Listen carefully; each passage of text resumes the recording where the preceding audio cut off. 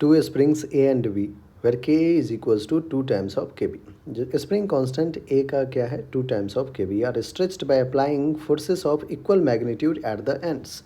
Let's say बच्चों हमारे पास एक स्प्रिंग ये है, इसकी Ka कह देता हूँ, A स्प्रिंग है, इक्वल मैग्नीट्यूड का फोर्स हमने अप्लाई किया है, ठीक है, इक्वल मैग्नीट्यूड का फोर्स अप्लाई किया है ए पे भी और बी पे भी, के बी कह देता हूँ स्प्रिंग कांस्टेंट, सेम फोर्स है तो इधर भी फोर्स एफ, इधर भी फोर्स एफ अप्लाई किया है. If the energy stored in A is E, कह रहा है कि एनर्जी स्टोर्ड जो ए में है वो ई है, तो एनर्जी स्टोर्ड इन बी क्या होगा, तो अपन कहेंगे एनर्जी स्टोर्ड, कैसे लिखते हैं बच्चों, energy stored is given by, energy stored is given by half of के इंटू एक्स का स्क्वायर. एनर्जी स्टोर कैसे लिखते हैं अपन, हाफ ऑफ के इंटू एक्स स्क्वायर, ठीक है. यहाँ पे इक्वल का साइन इधर लगा देते हैं बच्चों, हाफ ऑफ के इंटू एक्स स्क्वायर. अब अगर ए की अपन बात करें, ए की अगर बात करें तो कह रहा है कि एनर्जी स्टोर्ड है ई के equal, that is half of के ए इंटू एक्स. अब x कितना होगा, ठीक है. तो बच्चों इक्वल फोर्स है तो आपको मैं एक कॉन्सेप्ट सिखाता हूँ कि F is equals to, Hooke's law क्या था, माइनस का k into x. K constant है, माइनस साइन बता रहा है कि जो फोर्स और डिस्प्लेसमेंट होगा, मतलब डिस्प्लेसमेंट x इलोंगेशन या कंप्रेशन होगा वो अपोजिट डायरेक्शन में होगा, ठीक है. ये फोर्स रिस्टोरिंग फोर्स है, अगर आप इलोंगेट करोगे तो वो अपने फोर्स उसको नेचुरल पोजीशन पे ले जाने की कोशिश करेगा, इसलिए माइनस साइन.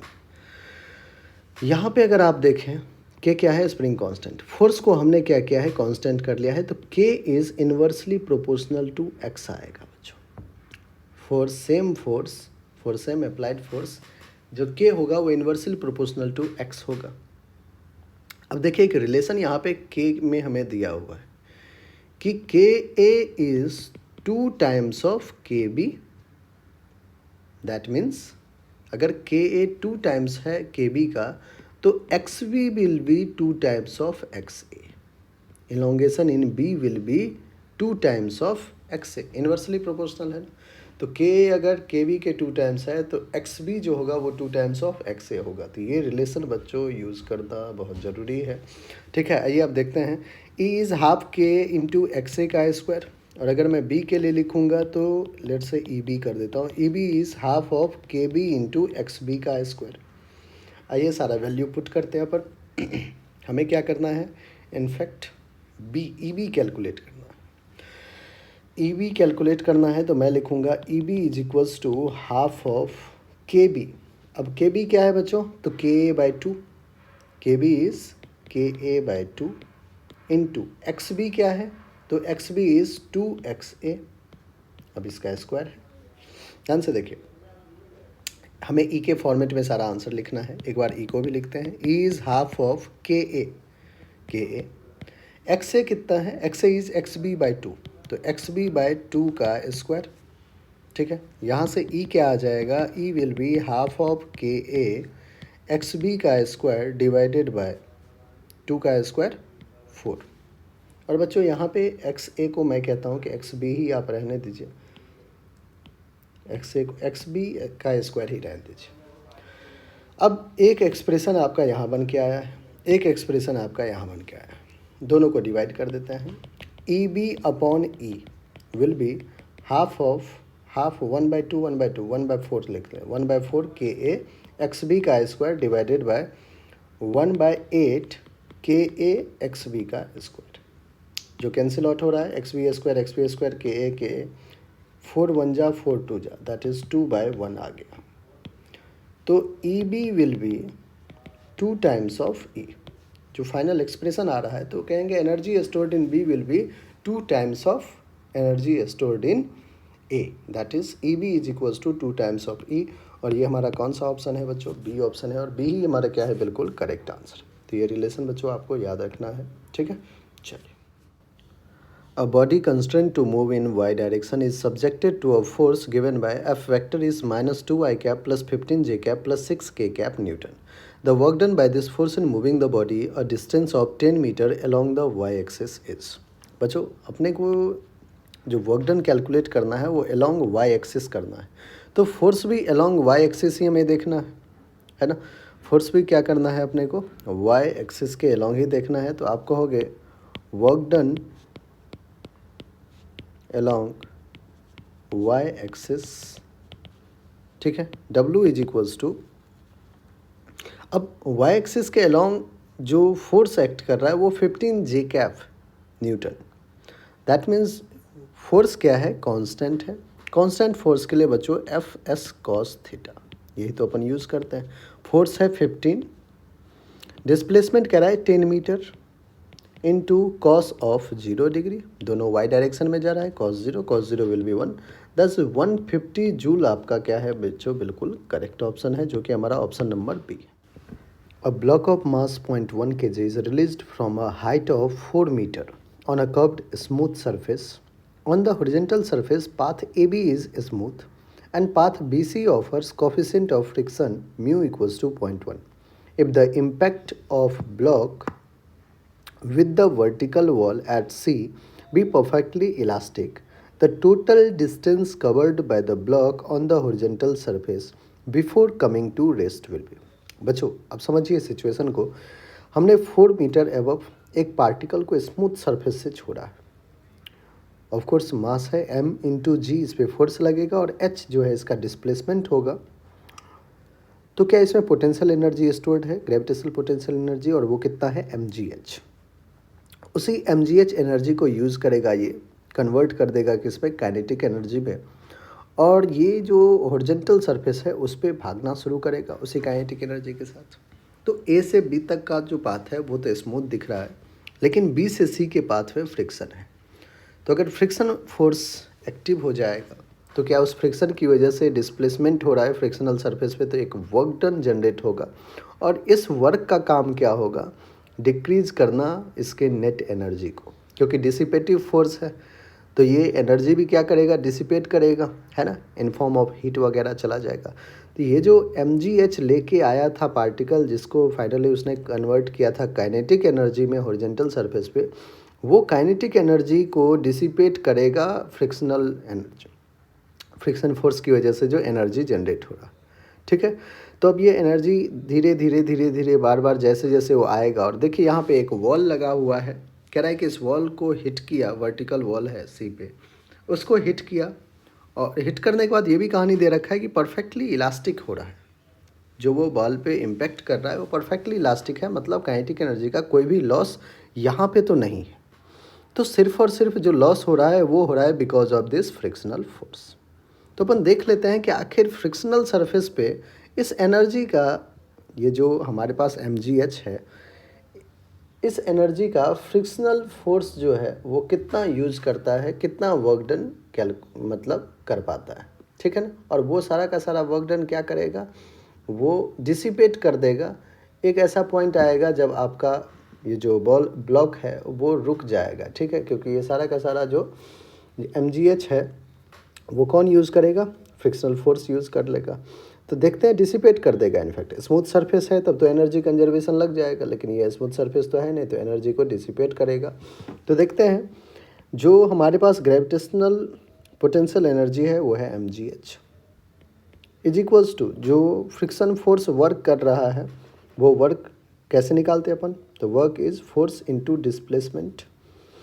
फोर्स कितना है बच्चों हमारा, mu into N, frictional force है mu into N into displacement S, ठीक है।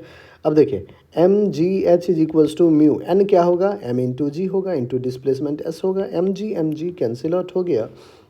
h कितना है बच्चों 4 इज इक्वल्स टू म्यू कितना है हमारा, म्यू है 0.1 into displacement s, 4/0.1 is equals to s, point हटाएंगे s is equals to 40 metre आ जाएगा। मुझे ध्यान समझिएगा, पूरा का पूरा जो पोटेंशियल एनर्जी जीरो जब वो कर देगा उतने में उसने रफ सरफेस पे कितना ट्रेवल किया है, 40 मीटर। समझिएगा इन चीज़ों को, मैं क्यों ये इक्वेट किया हूँ दोनों को, कि जो देख मैं ये देखना चाह रहा था कि आखिर जो हमारे पास mgh है वो mgh फ्रिक्शनल सरफेस पे कितनी बार जो है इस ब्लॉक को जाने देगा, क्योंकि mgh के इक्वल कर देंगे उतना डिसिपेशन पूरा का पूरा ले लेगा वो, फिर उसको रेस्ट पे आना ही आना पड़ेगा, क्योंकि एनर्जी तो फ्रिक्शनल फोर्स की वजह से वर्क डन में चला गया है ना। तो इसलिए हमने जो एक mgh था टोटल एनर्जी को हमने यूज करके देखा कि आखिर फ्रिक्शनल सरफेस पे ये कितना डिस्प्लेसमेंट कवर कर सकता है। तो हमें मिला कि 40 मीटर कवर कर लेगा ये mgh, जो कि वैल्यू अपने को गिवन है, ठीक है। और जो डिस्प्लेसमेंट है हमारा वो 40 मीटर आ चुका है। अब बच्चों ध्यान समझिएगा आगे का स्टोरी। सी से बी तक, यहाँ से यहाँ तक जो डिस्टेंस है वो है 2 मीटर का, और ये कह रहा है कि इस डिस्टेंस को उसने 40 मतलब ये फ्रिक्शनल सरफेस पे उसने 40 मीटर कवर किया है जब वो mgh एनर्जी से चला है। तो इसका मतलब बच्चों 40 को 2 से डिवाइड कीजिए, 40 डिवाइडेड बाय 2, 20 टाइम्स वो जो है वॉल से हिट करके इधर आया होगा, फिर इधर गया है, फिर इधर गया है ना। अब ये फ्रिक्शन सरफेस के लिए है बच्चों, समझिएगा ध्यान से। लेट्स से इम्पैक्ट हुआ, इम्पैक्ट के बाद वो आया ऐसे, फिर वो यहाँ भी आया होगा, एक राउंड कंप्लीट, फिर वापस क्या हो गया है, गया है, दूसरा राउंड, तीसरा राउंड, चौथा राउंड, ऐसे करते करते कह रहा है कि बच्चों वो 20 राउंड कंप्लीट करेगा, तभी तो इस सरफेस पे वो क्या करेगा 40 मीटर कवर करेगा, क्योंकि 2 मीटर का है ये, है ना। ऐसे जाएगा, फिर ऐसे आएगा, फिर जाएगा, फिर ऐसे आया होगा, तो ऐसे 20 टाइम्स किया होगा तब 40 मीटर हुआ होगा। अब हमें ये देखना है कि आखिर ये इतने में कितना हो जाएगा। तो आप कहोगे कि ऐसे करके एक बार आया, फिर एक बार गया होगा। जब बच्चों 20th टाइम में वो यहाँ से यहाँ आ रहा होगा, ठीक है, मैं वो लास्ट टाइम की बात कर रहा हूँ। 20th टाइम में जब वो सी से बी पे आ रहा होगा तो उसकी एनर्जी क्या हो गई, ख़त्म, वो अब इससे आगे बढ़ ही नहीं पाया है। इसका मतलब बच्चों ध्यान समझिएगा, ये लास्ट टाइम की मैं बात कर रहा हूँ, जब वो 20th चक्कर लगा रहा होगा तो यहाँ से यहाँ आने पे ही उसका क्या हो गया है, एनर्जी ख़त्म, तो वो तो रेस्ट पे रह गया, ठीक है, मतलब वो इधर आ ही नहीं पाया है। तो जो स्मूथ सरफेस है उस पर वो 19 टाइम्स ही आ पाया है, क्योंकि जो 20th टाइम है उसमें तो उसने दम तोड़ दिया, उसकी एनर्जी तो ज़ीरो हो गई है बच्चों। तो 19 टाइम्स अगर आया है स्मूथ सरफेस पे तो वो डिस्टेंस कितना होगा 19 मीटर, और इस पे डिस्टेंस कितना हो गया 40 मीटर, क्योंकि 20 बार आया, और वो हमने कैलकुलेट भी कर रखा है। तो टोटल डिस्टेंस जो कवर किया है, total distance covered on the horizontal surface, total distance covered on the horizontal surface will be 40 plus 19 metre, that is 59 metre उसने टोटल डिस्टेंस कवर किया। और 59 मीटर कौन सा ऑप्शन है बच्चों, सी ऑप्शन है, और सी हमारा क्या है, बिल्कुल correct. A block of mass 0.1 kg is released from a height of 4 meter on a curved smooth surface. On the horizontal smooth surface, it collides with a spring of force constant 800 Newton upon meter. The maximum compression in a spring will be, take G 10 metre पर second square.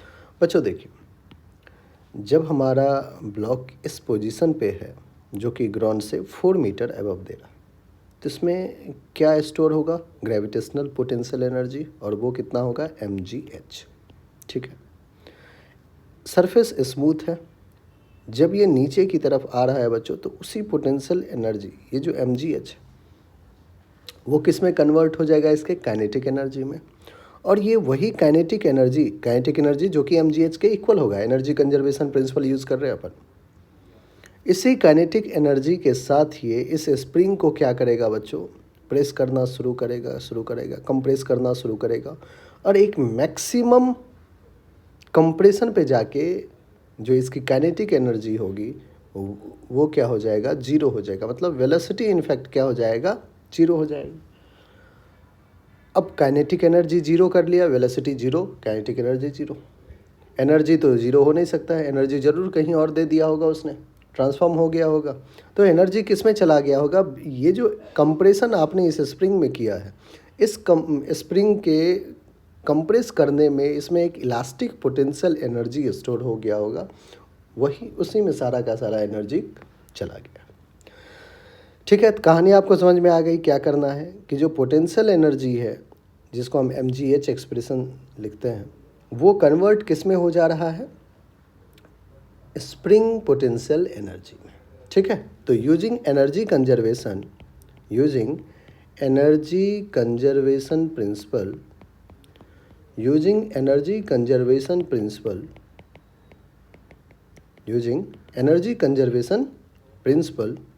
we can say that potential energy of block is converted into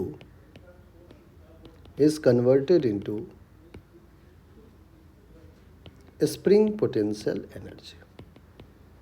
अब बच्चों आपको कहानी समझ में आ गया है कि पहले पोटेंशियल एनर्जी जितना था mgh, उसी के इक्विवेलेंट जो है काइनेटिक एनर्जी जनरेट हुआ है उसमें, और वो काइनेटिक एनर्जी जो है वो स्प्रिंग पोटेंशियल एनर्जी में जा चुका है। तो मैं ये काइनेटिक एनर्जी इतनी चीज़ें ना लिख के आपको सिंपली ये समझ में आ रहा है कि अब ये हो रहा है, तो इस प्रोसेस को अपन लिख देते हैं। ठीक है ना। अब देखिए mgh किस में कन्वर्ट हो गया है, स्प्रिंग पोटेंशियल एनर्जी, जिसको आप हाफ की एक्स स्क्वायर लिखते हो। मास कितना है 0.1, जी की वैल्यू 10, एच की value 4 is equals to half of के की वैल्यू 800 इंटू एक्स स्क्वायर।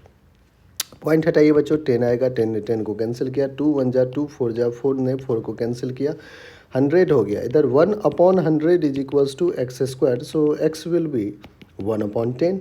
अब 1/10 मीटर में है, ऑप्शन सारे सेंटीमीटर में है, सेंटीमीटर के लिए 100 और कर दीजिए, 10 ने 10 को कैंसिल किया, 10 सेंटीमीटर आपका फाइनल आंसर आ गया। ठीक है, तो सी हमारा बिल्कुल करेक्ट आंसर है।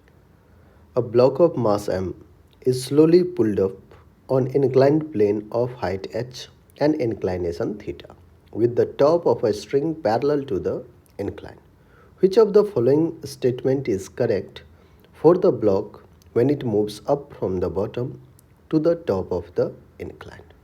ठीक है बच्चों, आइए अगर अपन इस ब्लॉक को देखते हैं, मास वाले ब्लॉक को, इस पे एक स्ट्रिंग कनेक्टेड है, स्ट्रिंग में टेंशन जनरेट होगा। आपने यहाँ से इसे पुल करना शुरू किया है, तो इस स्ट्रिंग में जो टेंशन होगा वही टेंशन हर एक पॉइंट पे होगा। ठीक है, अगर mg की बात करें तो mg वर्टिकली डाउनवर्ड डायरेक्शन में लगेगा। mg के दो कंपोनेंट हो जाएंगे। ठीक है, एक अलोंग द इंक्लाइन और एक नॉर्मल टू द इंक्लाइन। ये mg कॉस थीटा और ये mg साइन थीटा। ये बच्चों सरफेस अपना नॉर्मल रिएक्शन लगाएगा इधर। ठीक है, बहुत बढ़िया। अब आगे देखते हैं, कह रहे हैं कि which of the following statement is correct. First statement को अगर अपन देखें तो work done by normal reaction force is zero. बिल्कुल, आप बच्चों देख सकते हैं कि नॉर्मल रिएक्शन फोर्स जो है वो इस डायरेक्शन में लग रहा है ब्लॉक पे, और जो ब्लॉक का डिस्प्लेसमेंट है वो इस डायरेक्शन में हो रहा है। तो किसी भी इंस्टेंट पे अगर अपन देखें तो नॉर्मल रिएक्शन और डिस्प्लेसमेंट दोनों के बीच में जो एंगल फॉर्म हो रहा है वो 90 डिग्री हो रहा है। तो work done due to normal क्या हो जाएगा, एफ एस कॉस थीटा। ठीक है, फोर्स और डिस्प्लेसमेंट तो है, कॉस थीटा की अगर अपन बात करें तो कॉस ऑफ 90 लिखना होगा। कॉस 90 बच्चों जीरो हो जाएगा, मतलब वर्क डन क्या हो जाएगा हमारा, जीरो हो जाएगा। तो फर्स्ट ऑप्शन है हमारा कि work done by normal reaction force is zero, तो बिल्कुल करेक्ट है ना। तो फर्स्ट ऑप्शन आपका बिल्कुल करेक्ट है। आपसे स्टेटमेंट करेक्ट ही पूछा गया था। नेक्स्ट कह रहा है बच्चों, देख लेते हैं एक बार। Work done by string on the block is mgh। बच्चों स्ट्रिंग ऑन द ब्लॉक जो है वो mgh नहीं कर रहा है, क्योंकि स्ट्रिंग टेंशन लगा रहा है इधर, तो ये वाला जो डिस्प्लेसमेंट है वो हो रहा है। ठीक है ना। नेक्स्ट क्या है, और वो डिस्प्लेसमेंट क्या हो जाएगा, h साइन थीटा, है ना। तो sine theta is perpendicular upon hypotenuse, तो ये जो डिस्प्लेसमेंट हुआ है h साइन थीटा हो जाएगा। Work done by the gravity is mgh minus mgh, नीचे mg डिस्प्लेसमेंट ऊपर हो रहा है minus mgh, work done bye block is minus mgh/2, गलत है। तो एक ही ऑप्शन है आपका जो कि फर्स्ट है, और फर्स्ट ही आपका बिल्कुल correct answer. A particle projected with an initial velocity u at an angle theta from the ground, the work done by gravity during the time it reaches the highest point p is. बच्चों एक particle को आपने project किया है making some angle theta, ठीक है, ground से। आपसे वर्क डन पूछा जा रहा है, वर्क डन बाय ग्रेविटी, ठीक, work done by gravity during the time it reaches the highest point P. तो हाईएस्ट पॉइंट पी पे अगर बच्चों मैं आपसे बात करूं कि वर्क डन बाय ग्रेविटी पूछा है, तो फोर्स ग्रेविटेशनल फोर्स लग रहा होगा जिसका मैग्नीट्यूड क्या होगा m/g, ठीक है, मैग्नीट्यूड क्या होगा m/g। तो फोर्स का जो मैग्नीट्यूड है वो आ चुका है आपके पास, ग्रेविटेशनल फोर्स है इसलिए mg। Work done by gravity में आपको लिखना होगा force into displacement into cos theta, F S cos theta, यही तो वर्क डन का फॉर्मूला है। फोर्स इज mg, डिस्प्लेसमेंट बच्चों देखते हैं। अब यहाँ पे अगर मैं देखूँ P पॉइंट पे डिस्प्लेसमेंट कैलकुलेट करना हो मुझे, तो मैं कहूँगा कि ये है अपना ग्राउंड लेवल, यहाँ से ये जो हाइट दिख रहा है बच्चों वही हमारा डिस्प्लेसमेंट, ठीक है। तो यहाँ पे जब पार्टिकल होगा तो जो ग्राउंड से हाइट है वो h है, h की वैल्यू फाइंड आउट कर लेते हैं तो हमारा काम बन जाएगा, डिस्प्लेसमेंट आ जाएगा। अब ये h क्या है, तो reaches the highest point, h is the maximum height. Maximum height का बच्चों, मैक्सिमम हाइट का एक्सप्रेशन आपको पता है, एच मैक्स कैसे कैलकुलेट करते हैं, H max is u² sign square theta upon 2g, ये तो आपको रटा हुआ होगा। तो डिस्प्लेसमेंट हमारा क्या आ गया, H max, and H max is u² sign square theta upon 2g into cos theta.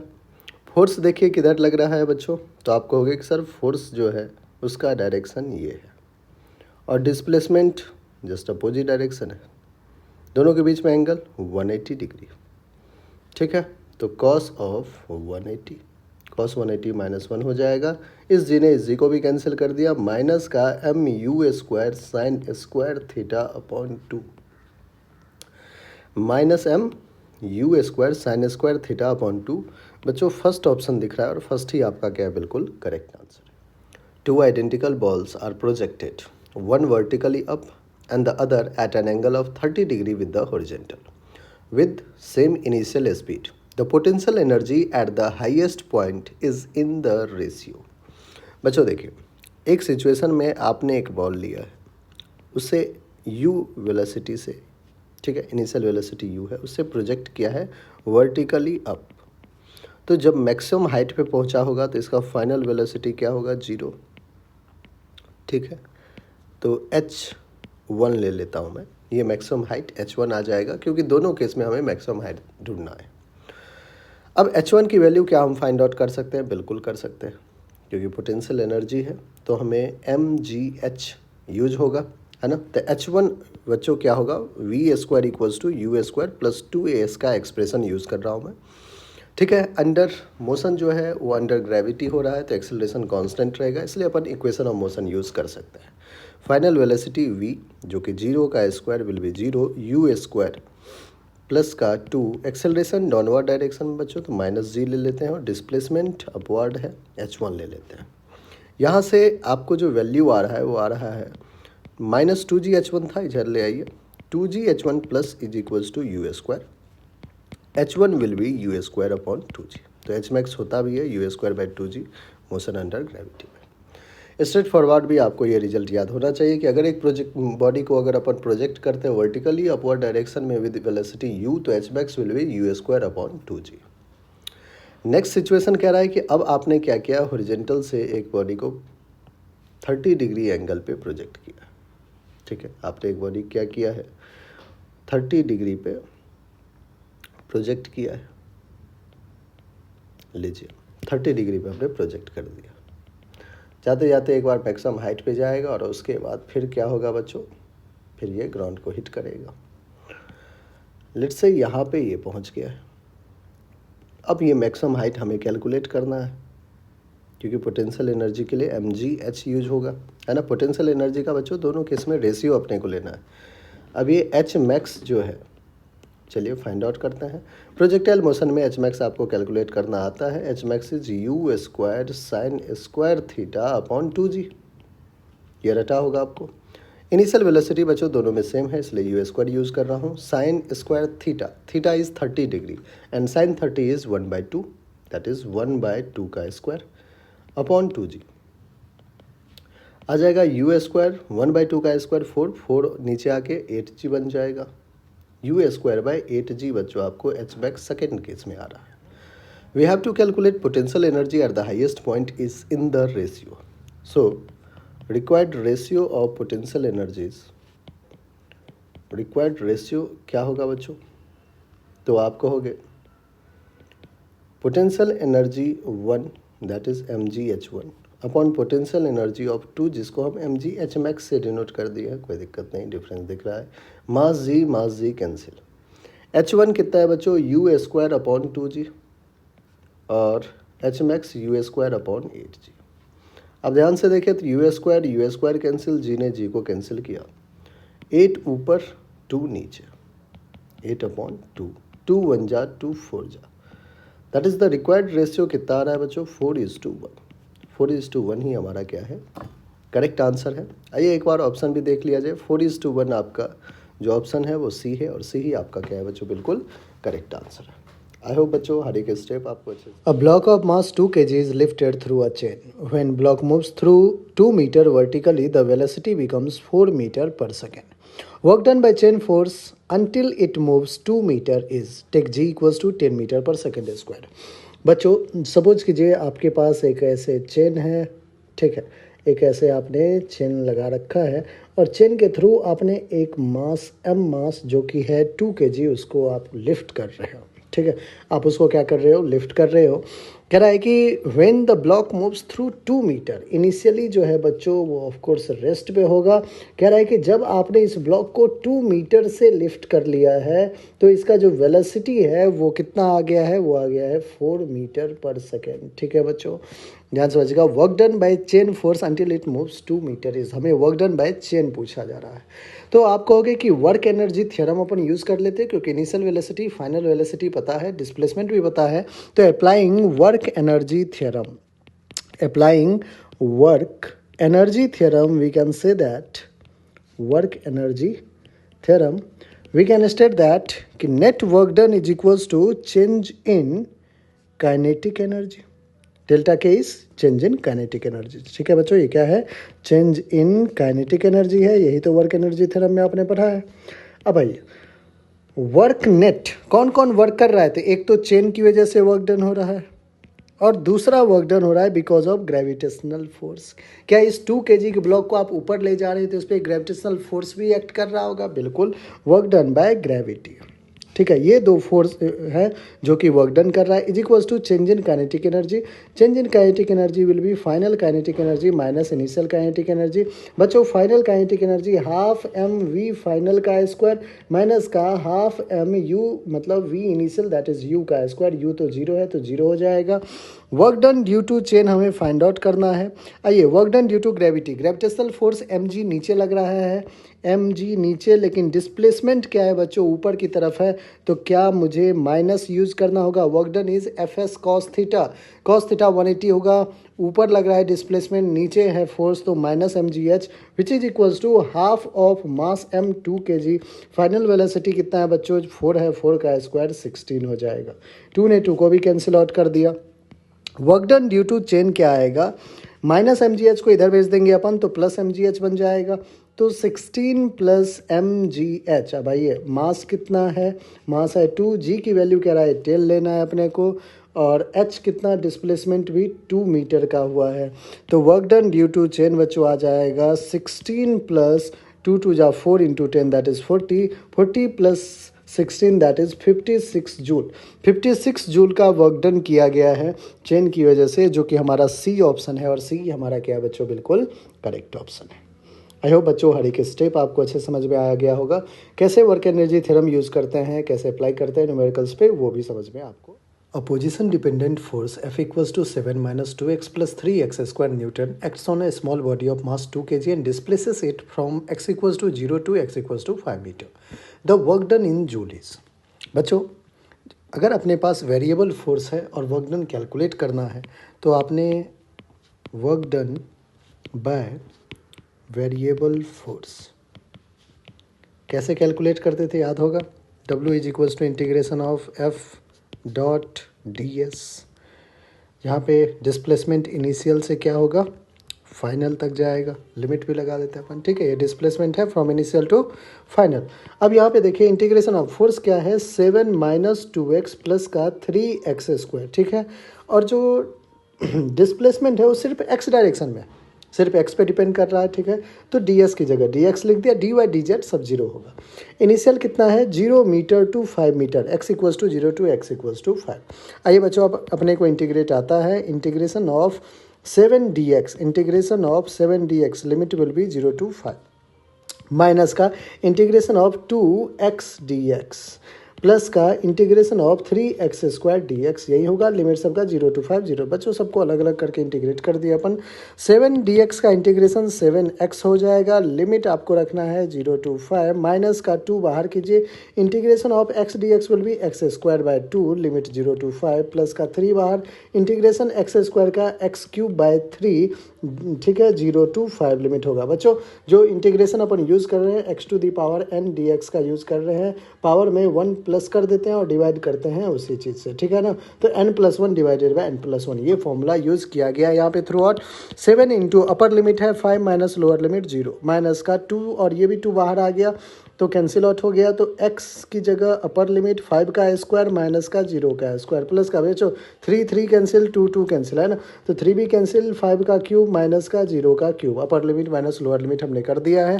7 5 जा 35 माइनस का 5 का स्क्वायर 25 प्लस का 5 का क्यूब 125. तो 125 minus 25 100 plus 35 that is 135 joule जो है आपका बिल्कुल करेक्ट आंसर होगा. 135 जूल हमारा कौन सा ऑप्शन है बच्चों, डी ऑप्शन. और डी ही हमारा क्या होगा, बिल्कुल करेक्ट आंसर होगा, ठीक है. A car comes to a skidding stop in 15 meter. The force on the car due to the road is 1000 Newton. The work done by the road on the car and car on the road respectively is. बच्चों अगर late से ये car है, ठीक है, late से ये car है, तो जो कार है उस पर रोड किधर फोर्स लगा रहा होगा, तो अपना फ्रिक्शनल फोर्स इधर लगा रहा होगा. वो जो इसका डिस्प्लेसमेंट है वो यहाँ से 15 मीटर पे आके कह रहा है कि ये कार जो है वो रेस्ट पे चला जा रहा है, ठीक है. तो कितना डिस्प्लेसमेंट किया है, तो S is 15 metre, displacement is 15 metre. तो work done by rod on the car अगर अपन कैलकुलेट करते हैं तो फोर्स और डिस्प्लेसमेंट का डायरेक्शन अपोजिट है, मतलब निगेटिव होगा, ठीक है. लिखते हैं ना W equals to F S cos theta cos will be 180 degree, तो माइनस का F into S, negative work done होगा. फोर्स कितना है 1000 और डिस्प्लेसमेंट कितना है 15, दैट इज माइनस का 15,000 जूल वर्क डन होगा. किलो जूल में ऑप्शन दिया हुआ है तो माइनस का 15 किलो जूल जो है वो जो है आपका एक ऑप्शन हो गया, ठीक है. तो work done by rod on the car will be minus 15 kilo joule. Okay, next कह रहा है कि work done by car on the road. अगर बच्चों car on the road work done करना है तो फिर से वर्क डन बाय कार